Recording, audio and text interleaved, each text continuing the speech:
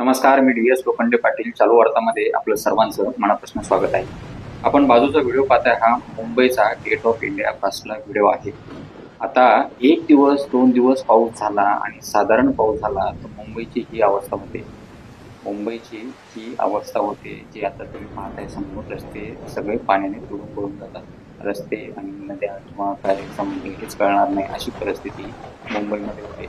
मुंबईने असे अनेक गोष्टी इतिहासामध्ये पाहिलेले आहेत. पुराचे झटके, अनेक वेळा अतिवृष्टीचे झटके मुंबईने सोसले आहेत. त्याच्यामध्ये 1954 असेल, खूप मोठ्या प्रमाणावरती मुंबई पाण्याखाली गेली असं सांगितलं जातं. ते इतिहासामध्ये नोंद आहे. त्यानंतर सगळ्यात मोठी अतिवृष्टी मुंबईला झाली.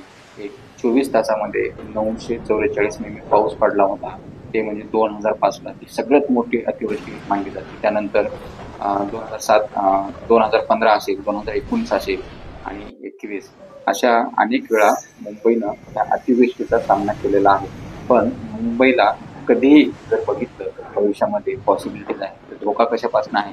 तर ह्या पाण्यापासून आहे. म्हणून मुंबईला जी अतिवृष्टी होते आणि अतिवृष्टी झाल्यावरती त्याची काळजी असते, तर सतर्क राहणं खूप अत्यंत गरजेचं आहे. कारण मुंबईमध्ये ज्यावेळेस मुंबई अतिवृष्टी होते किंवा पाण्याने मुंबई भरते किंवा पाणी जास्त होतं, पाऊस जास्त होतो, त्यावेळेस मुंबईचा सगळा व्यवहार खोळंबतो. त्यामध्ये जे काही शॉप असतील, उद्योगधंदे असतील ते बंद राहतील, बस सेवा बंद होईल, लोकल सगळ्यात महत्त्वाची बंद होईल, लोकांचा आवक जावक बंद होणार आणि ह्या सगळ्या गोष्टीला मुंबईला सामना करायला लागतो. म्हणून याची आर्थिक जी हानी आहे ती सगळ्यात मोठी आहे.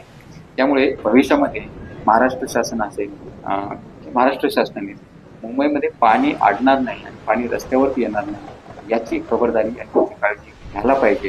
कारण तसं जर नाही झालं